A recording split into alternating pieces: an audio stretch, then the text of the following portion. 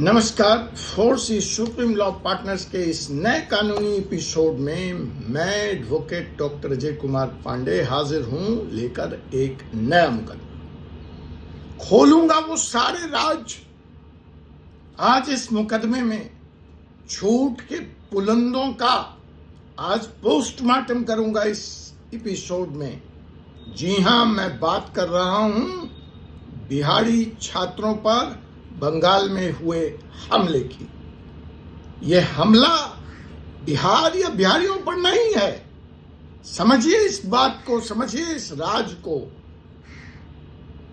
यह हमला भारतीय संविधान पर है, पूरी कानून व्यवस्था पर है, हर उस भारतीय पर है जो इस देश के किसी भी कोने में जाकर जॉब करना चाहता है, घूमने जाता है, भ्रमण करने जाना चाहता है, टूरिज्म पे जाना चाहता है, बिजनेस करना चाहता है, सेटल होना चाहता है।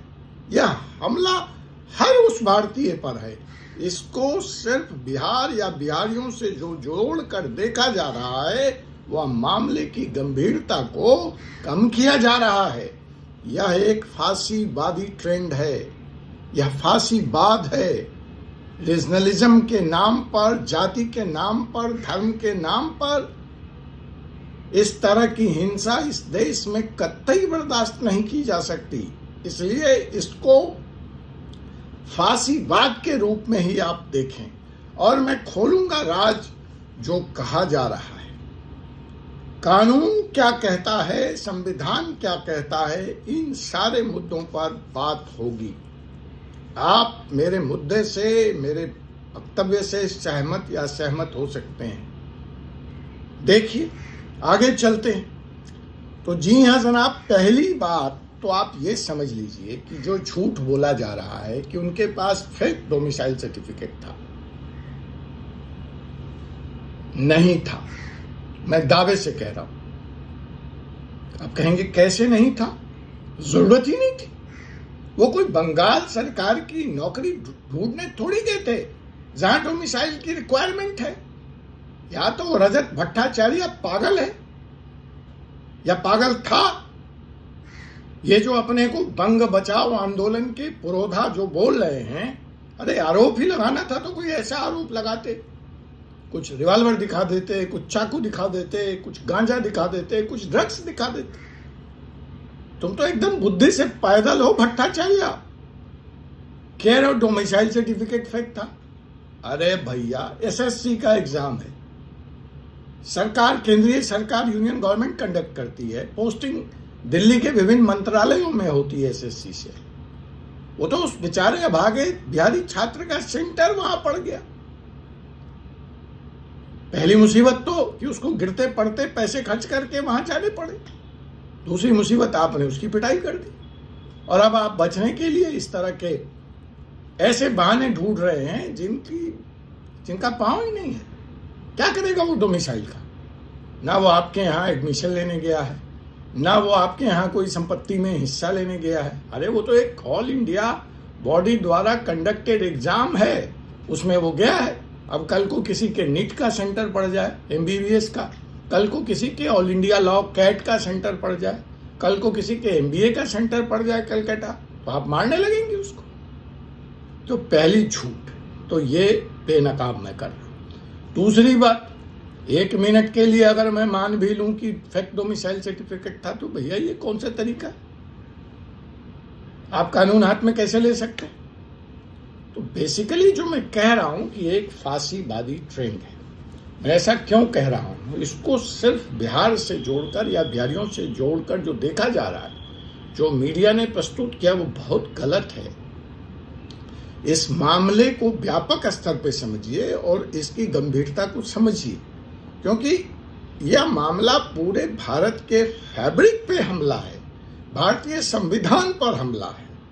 यह आज बिहार के नाम पर बिहारियों के साथ, कल अलना के नाम पर तमिलनाडु वालों के साथ महाराष्ट्र में हो सकता है, परसों केरल वालों के खिलाफ, या आप जैसा देखते हैं चिंकी कह के नॉर्थ ईस्ट के लोगों के खिलाफ आप दिल्ली में हमला कर देते हैं। तो यह बेसिकली फांसीवाद है, उड़ता हुआ फांसीवाद है और जितना जल्दी हो इस पर लगाम लगाया जाए। क्योंकि देखिए, ये कानूनी चैनल है, मैं कानून की बात करूंगा, मैं पॉलिटिक्स की बात यहाँ करता नहीं। हमारे देश में कानूनी मसले भी ना एकदम से पॉलिटिकल रंग ले लेते हैं। आपने अभी देखा कलकत्ता में वो डॉक्टर बिटिया का रेप और मर्डर, सुप्रीम कोर्ट चिल्ला रहा है, हाई कोर्ट चिल्ला रहा है, किस तरह से उसका बॉटस्टअप इन्वेस्टिगेशन हुआ, किस तरह से साक्ष्य मिटाए गए। तो ये राजनीतिक नहीं है, ये रंग ले लिया, ये अलग है, कानूनी मसला है। तो यहाँ पे आइए हम वापस आते हैं बिहार और बिहार की इस पिटाई पर। तो जनाब देखिए, जो संविधान का अनुच्छेद आर्टिकल 19 सब सेक्शन 1D क्या कहता है? तो सब सेक्शन 19(1)D ये कहता है कि किसी भी व्यक्ति को, भारत के नागरिक को यह संवैधानिक अधिकार है कि वो देश के किसी भी भूभाग में बिना रोक टोक जा सकता है, आ सकता है, और उसके ऊपर किसी भी तरह का अटैक रीजनल आधार पर, रीजनल आइडेंटिटी पर, उसके फंडामेंटल राइट्स का, उसके फंडामेंटल राइट्स का वायलेशन है। बात यहीं पे खत्म नहीं होती। मैं इसी आर्टिकल 19 सब सेक्शन 1E का अगर हवाला दूं आपको, तो वो क्या कहता है? तो वो कहता है every citizen has right to reside in India. हर व्यक्ति को, हर नागरिक को अधिकार है कि वह चाहे तो देश के किसी भी भूभाग में, किसी भी राज्य में, कहीं भी सेटल हो सकता है। तो इस हालात में बिहारी छात्रों पर हमला, अब आप बताइए, बिहारी छात्रों पर हमला है या संसद पे हमला है, या संवैधानिक अधिकारों पे हमला है, या संविधान पर हमला है? ये तय आपको करना है। आर्टिकल 21 की अगर मैं बात करूं, जो हमें लाइफ एंड पर्सनल लिबर्टी की फिर फंडामेंटल गारंटी देता है, जो हमें यह अधिकार देता है कि हम देश के किसी भी भूभाग में शिक्षा के लिए, काम के लिए, कहीं भी हम जा सकते हैं पीसफुली, वहां पे हम ये सारे काम कर सकते हैं। फिर यह अटैक संविधान पर हमला है या बिहार पे हमला है, या बिहारियों पे हमला है? अगर मैं आर्टिकल 14 की बात करता हूं, तो वो क्या कहता है? आर्टिकल 14 कहता है constitution guarantees equality before the law and equal protection on the law. 14 guarantees equality and equal protection. तो आप इस आधार पर कि ये व्यक्ति बिहार का है, ये व्यक्ति तमिलनाडु का है और ये व्यक्ति यहाँ का स्थानीय है, आप कैसे मेरी सुरक्षा का इंतजाम आप नहीं कर सकते हैं, और इस तरह के आप वायलेंस करते हैं रीजनलिज्म के नाम पर। तो या संविधान पे हमला हुआ, या बिहारियों पे हमला हुआ, या पूरे भारत पे हमला हुआ, हर भारतीय नागरिक पे हमला हुआ, या महज बिहारियों पे हमला हुआ? क्या फांसीवाद का कोई और चरित्र होता है? क्या कोई फांसीवाद का कोई और रंग है? तो यह बात मैं इस वीडियो के माध्यम से कहना चाह रहा हूं कि फांसीवादी तत्वों पर और इस तरह की फांसीवादी सोच पर अविलंब रोक लगनी चाहिए, वरना जो भारत का ताना बाना है, जो सोशल फैब्रिक है, जो संविधान है, वह बिगड़ जाएगा। मैं खुलासा करूंगा कि ये बार बार जो एक और सवाल, जैसे मैंने खुलासा किया कि ये डोमिसाइल वाली बात फेक है, झूठ है, उसी तरह से मैं ये खुलासा करूंगा कि ये बार बार ये जो सवाल उठता है कि ये बिहार के लोग ही हर जगह बाहर क्यों जाते हैं, इनके यहाँ क्यों नहीं नौकरी मिलती है? वैसे तो ये सवाल बेमानी है, क्योंकि संविधान स्पष्ट है इसके बारे में।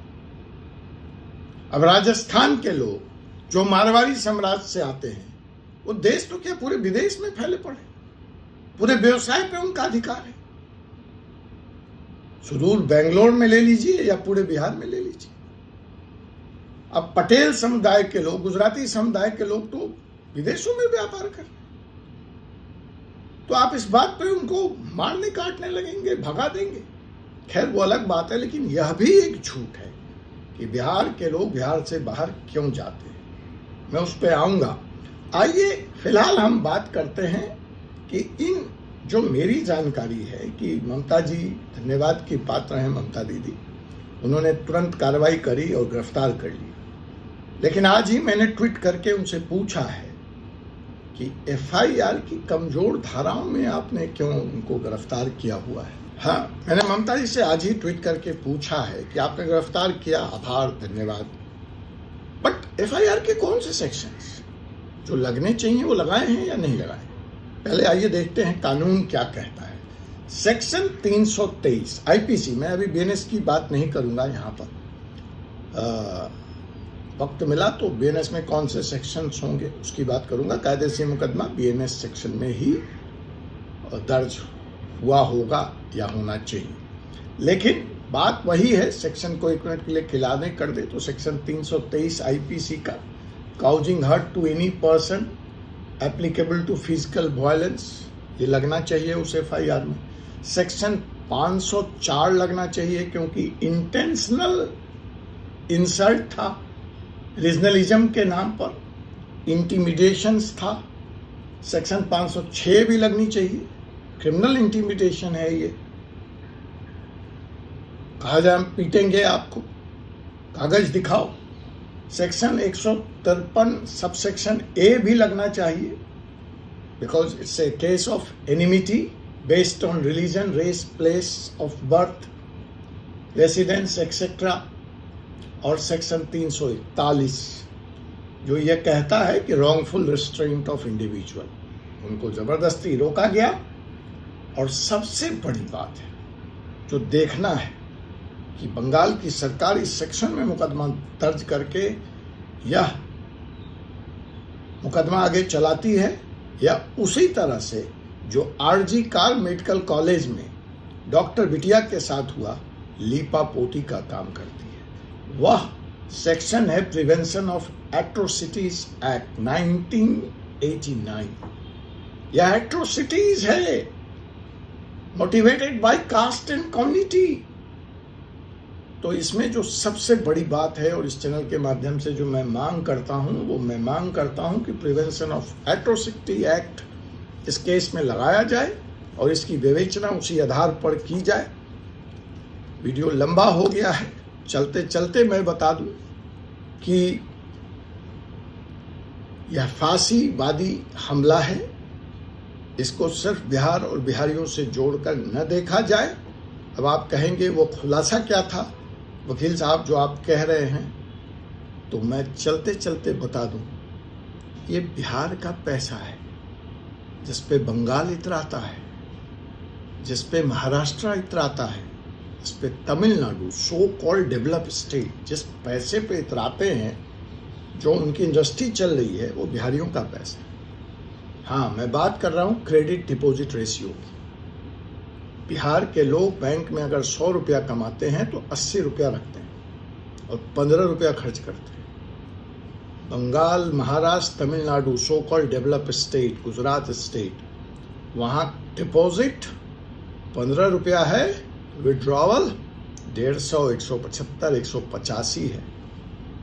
ये बैंक राष्ट्रीय बैंक हैं जिनकी ब्रांचेज हैं जिनमें ये पैसे रखे जाते हैं, उन्हीं पैसों से ये उद्योग धंधे लगते हैं।